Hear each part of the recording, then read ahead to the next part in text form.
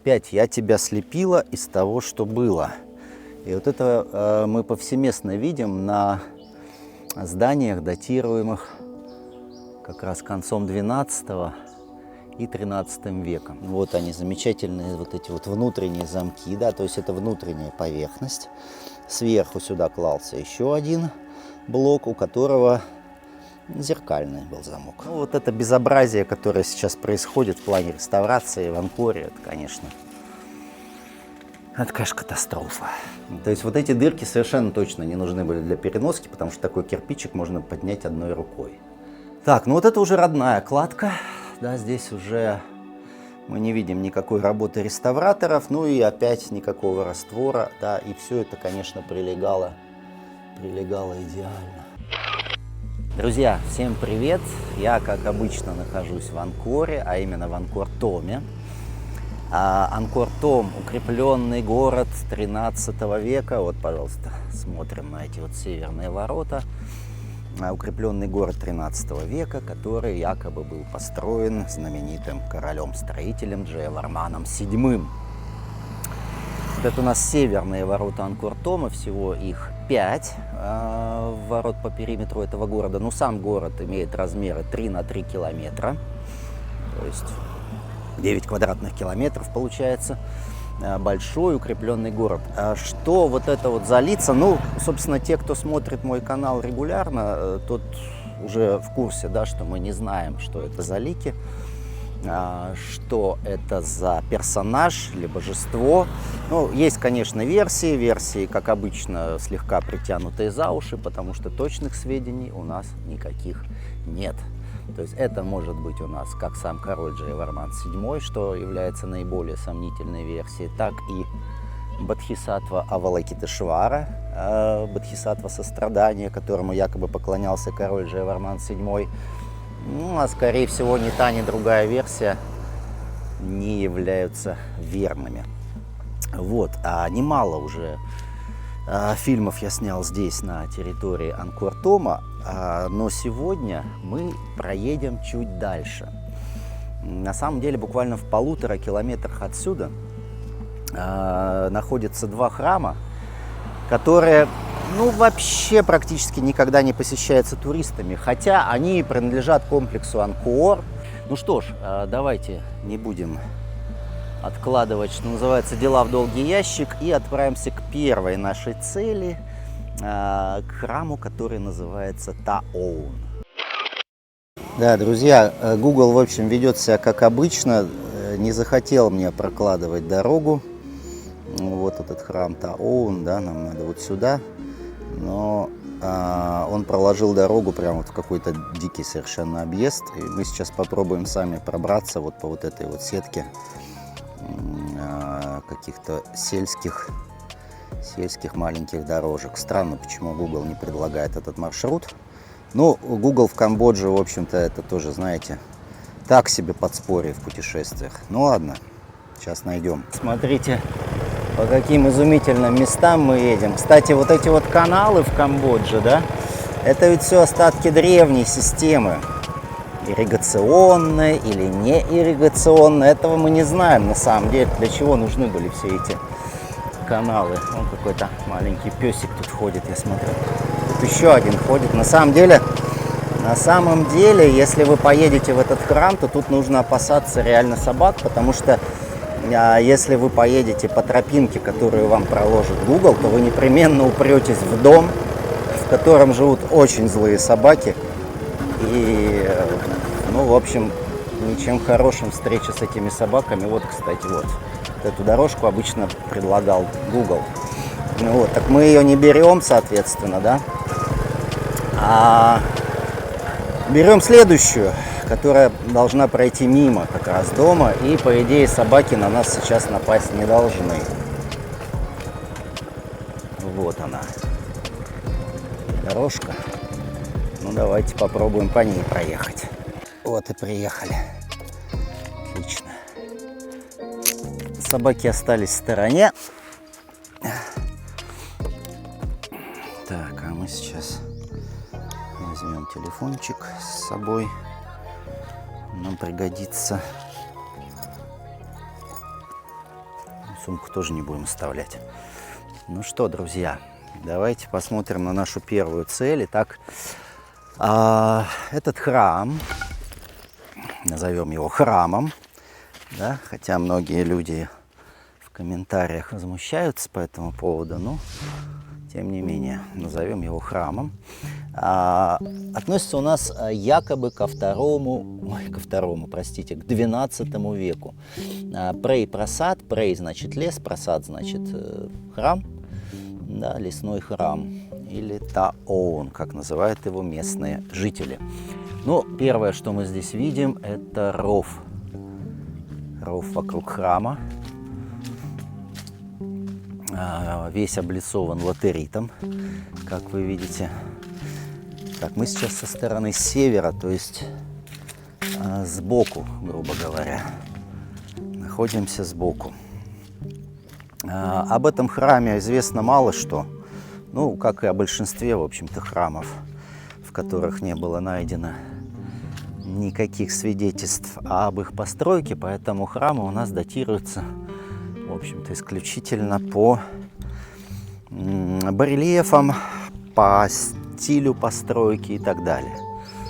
То есть никаких других оснований у нас нет. Да, это же все камень, поэтому датировать камень мы не умеем, несмотря на то, что некоторые люди утверждают в этих ваших интернетах, что умеем. На самом деле нет, конечно. Вот, это у нас главный вход, да, потому что это восток. Тут в земле мы уже видим какие-то блоки. То есть когда-то вот это было главным входом, но сейчас там просто лес. Не забываем прей прасад, да, лесной храм. Вот. И это у нас был вход вот в этот вот комплекс. Да. Комплекс окружен опять же стеной из латерита. То есть у нас есть ров, который даже не совсем ров, да, а это у нас какие-то, получается, отдельные бассейны. Вот этот вот отдельный бассейн и вот этот вот отдельный бассейн. Видите, и там есть лестницы из латерита. То есть эта дамба, она изначально здесь существовала, а не была насыпана позже, судя по всему. Хотя, кто его знает, знаете, столько перестроек было в этих храмах, что, в общем-то, черт ногу сломит, что называется. Вот хороший пример засыпа, да, и хороший пример расчистки. То есть это все у нас было засыпано. Ну, а потом французы уже в 20 веке это дело все расчищали. Поэтому вообще вот так вот увидеть храм, который вообще не трогали французы-реставраторы, это большая удача здесь, в районе Анкора, потому что все-таки руки французов дотянулись до большинства значимых построек здесь в свое время. Ну, благодаря им мы, в общем-то, все это и видим, все это расчищено. Смотрите, какая изумительно ужасная обработка камня. Да, там написано было, поздний 12 век, это уже время упадка, как нам говорят в кхмерской архитектуре. Это время строительства нелепого храма Байон. Смотрите видео у меня на канале, так и называется «Нелепый храм Байон». Вот, а здесь мы видим входную гапуру. Гапура – это входной павильон в любой индуистский храм, так называется, да, такое строение. Гапура у нас собрана из латерита, как будто бы, но нет. Посмотрите, мы видим здесь вкрапление песчаника. Мы видим вот эти вот детали из песчаника наверху. Опять же, не очень хорошо, да? Не очень хорошо. И там мы видим детали из песчаника. Слушайте, опять я тебя слепила из того, что было. И вот это мы повсеместно видим на зданиях, датируемых как раз концом 12 и 13 веком. Здесь у нас вообще барельеф изнутри получился, как будто бы. Как-то, ну, это вообще странная конструкция. Вот сами посмотрите. Вот у нас камни эти формируют барельеф. Да? То есть вот мы видим Нага. Наг-то очень странный, ребят. Наг-то у нас не очень ассоциируется с XII веком. Ну, могу ошибаться, но мне кажется, что это все-таки более раннее изображение Нага. Ну вот, вот эти два блока, они составляют один узор. А тут у нас почему-то, видите, на этой стороне узора, а тут вообще ничего нет, а тут вообще ничего нет. Ну, все как обычно. Блоки лежат без раствора. Да, я сначала подумал, что это раствор, но нет, это следы засыпа. То бишь глина, которая здесь везде в щелях. Но на самом деле, да, это не раствор. Так, сейчас мне надо отсюда не сковырнуться, как-то слезть. Так, вот мы уже, видите, прошли с севера на юг, и на юге мы видим совсем другую историю, кстати. Посмотрите, здесь у нас нет отдельного бассейна, либо он засыпан. Ну, вполне возможно, что он засыпан, хотя вот это вот небольшое возвышение может нам давать подсказку о том, что здесь все-таки какое-то строение было. Ну, просто поверьте мне, из опыта. Да. Как правило, вот такие возвышения являются остатками каких-то строений. Но врать не буду, вполне возможно, что здесь точно такой же бассейн, который просто полностью засыпан. Уж знаете, что касается засыпов, в Камбодже мы каких только вариантов не встречаем. Вот тут кусок песчаника валяется странной формы. Что это было? Ах, так это же лапы льва. Видите, вот это лапы льва, а вот эта конусообразная штучка, она вставлялась в постамент. То есть здесь находился постамент со львом. Ну, либо этот камень сюда приволокли, что тоже возможно. Ну что ж, давайте уж внутрь, что ли, зайдем. Нет, сначала посмотрим на обработку дверной группы. Ну, оконной, не дверной, а оконной. Ну, обработка ужасная. Посмотрите на этот ужас. Хотя вот здесь уже такое ощущение, что это просто сильное выветривание. Опять мы встречаем вот эти дикие отверстия, которые прямо в барельефах пробиты. Совершенно непонятного предназначения, да, то есть, ну, когда-то ученые, чтобы как-то вообще какую-то хотя бы версию изобрести, говорили нам, что вот эти отверстия были нужны для переноски блоков. Но, ну, во-первых, они, конечно, совершенно для этой цели не годятся, в силу того, что они недостаточно глубокие, как правило. И что бы ты туда ни вставил, оно все равно сломается, потому что блоки-то весят, мама не горюй, кубометр песчаника — это 2,7 тонны. 2,7 тонны, да. Почти 3 тонны весит кубометр песчаника, поэтому, в общем-то, конечно, с помощью таких дырок ничего сделать было нельзя.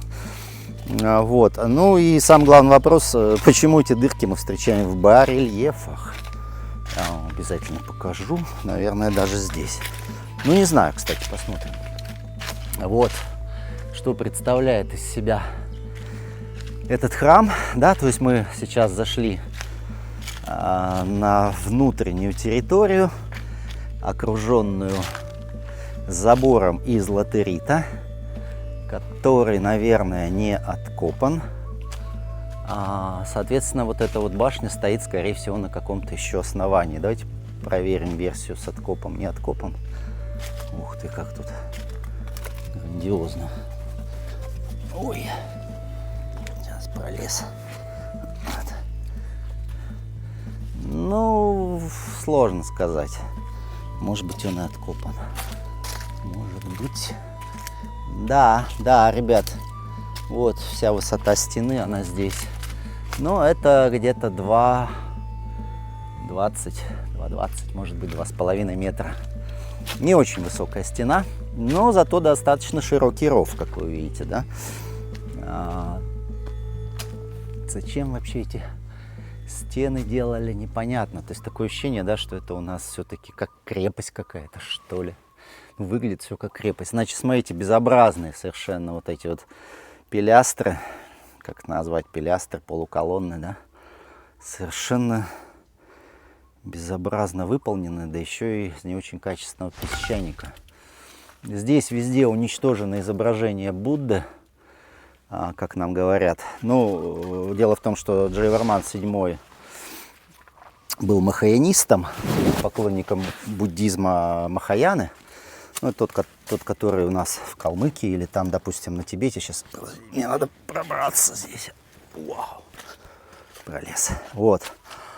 Был поклонником буддизма Махаяны и построил огромное количество буддийских же храмов, да, а потом после его правления к власти пришли снова шиваиты, и якобы по всей территории Камбоджи, ну как минимум в Анкоре точно, они уничтожили все изображения Будды. Вот поэтому найти изображение Будды в Анкоре очень сложно. Значит, что мы тут видим? Мы видим прекрасную перемычку, это вот каменную, с когда-то высококачественным барельефом. Но это вот видно по глубине. Посмотрите. Тут все было проработано, а оно, к сожалению, эрозия все съела. Песчаник бывает разного качества. Да? Некоторые виды песчаника хорошо противостоят природным явлениям. Но некоторые все-таки какие-то размываются, какие-то отслаиваются. Давайте, прежде чем заходить в центральную башню, зайдем сначала вот сюда. Это у нас гапура, да, вот эта входная гапура, которая собрана из песчаника и латерита одновременно. Посмотрим опять, как изготовлена дверная коробка. Тут, кстати, уже покачественнее, но все равно никак не сравнить, да, с теми изумительными высокохудожественными дверными коробками, которые мы видим в строениях 10-11 века. О, засыпчик, видали? Ну и вот такая вот нелепая конструкция, формирующая окно, дверь, сложно сказать уже, да? На этой стороне тоже засып. То есть, видите, вот это внутреннее пространство, оно все было когда-то расчищено. Когда-то очень давно, еще французскими, очевидно, археологами. Вот, и вот мы это можем сейчас видеть. Конечно, постройка такая, да? Но не сравнить с Ангкор-Ватом или с какими-то еще изумительными храмами, которые мы видели. Значит, что касается времени, да, у нас написана датировка поздний 12 век, и Ангкор-Ват, великолепный Ангкор-Ват, это у нас середина 12 века, то есть якобы полвека, даже меньше, разделяет эти постройки, что очень странно. Это у нас библиотека. Библиотека ли? Ага, посмотрите, вот с этой стороны мы ничего не видим, никакой постройки. А библиотеки — это, как правило, парное сооружение. Но, возможно, она не сохранилась. Нельзя забывать, что ведь местные крестьяне с удовольствием растаскивали камни с древних храмов, используя их для каких-то своих нужд. Но, скорее всего, это да, это все-таки была библиотека, потому что вход с западной стороны. Знаете, вот тоже вот эта удивительная история, когда такие вот гигантские блоки формируют дверные коробки, а остальная постройка из довольно-таки небольших блоков латерита. Ну и при этом мы видим кругом разбросанные вот такие, опять же, немаленькие блоки из песчаника. Вот здесь у нас под землей тоже торчат блоки из песчаника. Ну вот здесь у нас, очевидно, это формировало поверхности, да. Ну вот поверхность чего, я не очень понимаю. То есть действительно ли ученые, ну, археологи в смысле, раскопали это все до нужного уровня, или там еще на метр, на два вниз надо копать? Подозреваю, что надо, конечно. Вот, что мы здесь опять видим? Мы видим абсолютно ужасную фальшивую дверь по качеству исполнения. Ну, если сравнивать их, да, с высокохудожественными, которые мы привыкли видеть. И наверху мы видим обалденный барельеф. Очень высокохудожественный, но довольно-таки уже замыленный. Вот. Как вы видите, над башней этой археологи, ой, простите, не археологи, а реставраторы, конечно, поработали. То есть вот она стянута такими металлическими канатами, да, чтобы эта вся конструкция не развалилась. Как она у древних без канатов этих не разваливалась, я не знаю. Вот, ну, конечно, барельеф, да, барельеф высококачественный. Это мы часто видим. Сама постройка вроде бы ни о чем, а на перемычке какой-то совершенно потрясающий барельеф. Ну, здесь у нас богини, которые вандалы какие-то уничтожали, их лица, да. А сама богиня, такое ощущение, что вообще недоделана, да, недострой, как обычно. Мы к этому привыкли, вряд ли вот эта вот эрозия. Сомнительно. Сомнительно. Ну, а здесь у нас вообще какое-то форменное безобразие, посмотрите. Уровень исполнения, конечно, ужасный, ужасный. Это должно было быть окно с приспущенными гардинами. Такой типичный элемент конца 12-го, начала 13 века. Это у нас богиня опять. Богини мы видим в огромном количестве в храмах. Анкор-Ват, Байон, например. Да. Ну, вообще, на самом деле, во многих храмах. Это я вам только два самых известных назвал, которые посещаются туристами. Вот. Ну, а на самом деле богинь мы встречаем уже начиная с 9 века. Это подобные изображения богинь. Вот это, кстати, перемычка. На ней тоже барельеф, но она лежит барельефом вниз. Неплохо было бы ее все-таки перевернуть, мне кажется. Вот здесь у нас опять очень низкого качества барельефы. Ну, знаете что, вообще вот утверждать, что барельеф и постройка одного времени, это слишком самонадеянно, потому что все-таки барельефы могли наносить и гораздо позже. Да, давайте... Ух ты, какой классный, посмотрите. Вот тоже перемычка лежит. Когда-то она находилась наверху. Посмотрите, какие мощные перемычки здесь. И то перемычка, это перемычка, да, то есть весь этот блок называется перемычка. Ну и вот эти вот детали сквозные, это тоже перемычки. И они здесь везде, просто везде, на каждой детали, да, вот детали связываются между собой. А тут, кстати, вот перемычка не сквозная. А вот это сквозная. А вот это не сквозная, вот это не сквозная. Какие-то сквозные, вот эти вот все сквозные.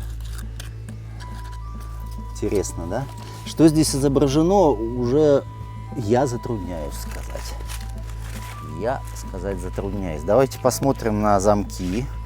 Вот они, замечательные вот эти вот внутренние замки, да, то есть это внутренняя поверхность. Сверху сюда клался еще один блок, у которого зеркальный был замок. Да, то есть вот эти две части ложились друг на друга, и ни вот здесь не было зазора, ни здесь не было зазора. Тончайшая работа, ребят. На самом деле вот это вот, на это мало кто обращает внимание, потому что, ну, как бы, что там, подумаешь, какая-то странная неровность на камне. Ну, на самом деле, попробуйте изготовить хотя бы из дерева два вот таких больших блока, сделать вот эти внутренние замки, а потом положить так, чтобы нигде не было никаких зазоров. Так, ну тут у нас уже, конечно, реставраторы с кривыми ручками поработали. Да, поставили вот эти вот две колонны из песчаника. Ну вот это безобразие, которое сейчас происходит в плане реставрации в Анкоре, это, конечно, катастрофа. Это, конечно, катастрофа. Давайте внутрь зайдем. Так, мы видим здесь окна, которые были заложены маленькими каменными блоками. Причем в этих каменных блоках везде есть дырки. Ну вот для переноски вот эти дырки, ну вот это особенно, да, тут 1,5 сантиметра. И ну вот ее размерчик, там, с большой ноготь, да. То есть вот эти дырки совершенно точно не нужны были для переноски, потому что такой кирпичик можно поднять одной рукой. Да, то есть версия с переноской – это версия для людей, которые не думают. Ну, большинство исторических книжек пишется для людей, которые не думают. У меня все равно сложилось ощущение. С этой стороны точно так же заложено окно, причем, как вы видите, закладки этой совершенно не предполагалось, да, потому что вот тут мы видим часть вот какой-то детали, да, храмовой детали. как это снаружи выглядит. Как это выглядит снаружи? Снаружи мы видим здесь вот эти вот приспущенные гардины. Приспущенные гардины. Ну и там опять в нишах были изображения Будды, которые были уничтожены. В общем, господа, что я вам могу сказать по этому поводу? Ну, прямые свидетельства перестроек, переделок. То есть, когда я смотрю на эти храмы, все чаще я думаю о том, что это были какие-то каменные постройки без, возможно, украшений, или же с высокохудожественными украшениями, вот как вот этот, например, барельеф, изображающий Калу, а сверху, кстати, у него сидел Будда. Да, интересный очень барельеф с индуистским божеством Калой, сверху на котором сидит Будда. Не очень обычное изображение, но мы видим, по крайней мере, обалденно сделанный барельеф, да, а потом рядышком мы видим что-то, что, в общем, довольно-таки далеко от этого барельефа по художественному исполнению. То есть вполне возможно, да, что сюда пришли уже другие люди, или завоеватели, или вандалы какие-то, которые выгнали отсюда тех, кто это здание построил изначально, а потом они уже как смогли, так и украсили его корявыми барельефами, которые мы видим в большом количестве.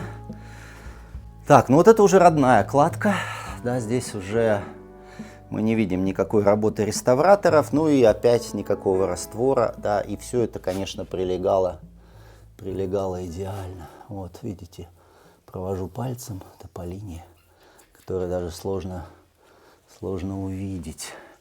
Ну, а то, что вот здесь подразошлось, ну, извините, бывает, здесь он еще больше разошлось. Если мы тут пальцем потрогаем, то, как обычно, почувствуем очень-очень гладкую поверхность. Вот эта центральная башня, да, ну, она, собственно, одна, что значит центральная.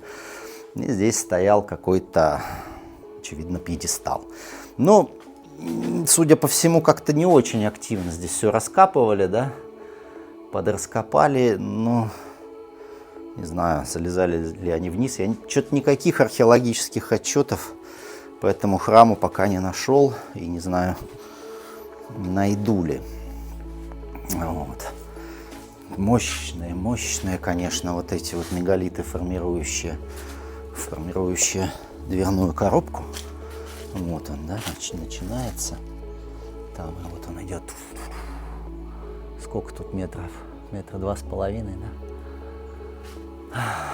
Приличный размер, вес, и все это отлично пригнано друг к другу. То есть полное ощущение, что те люди, которые вот эти вот дверные коробки делали, ну и вообще саму коробку храма, это другие люди, чем те, которые делали потом многие из этих барельефов, но не все.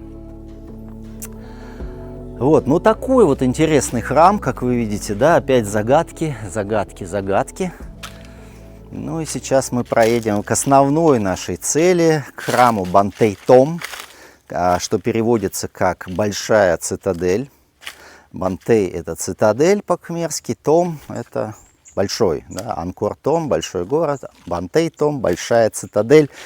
И вы действительно удивитесь, да, этот храм, его называют храмом, он очень похож на самую настоящую крепость. Ну и да, ребята, если вы хотите приехать в Камбоджу, можно связаться со мной через email drugarkadий@yandex.ru. В описании к видео, в описании канала вы этот email найдете. Давайте спишемся, и я буду рад организовать для вас экскурсии по любым объектам, которые я знаю. А знаю я их сотни. Ну что, едем дальше.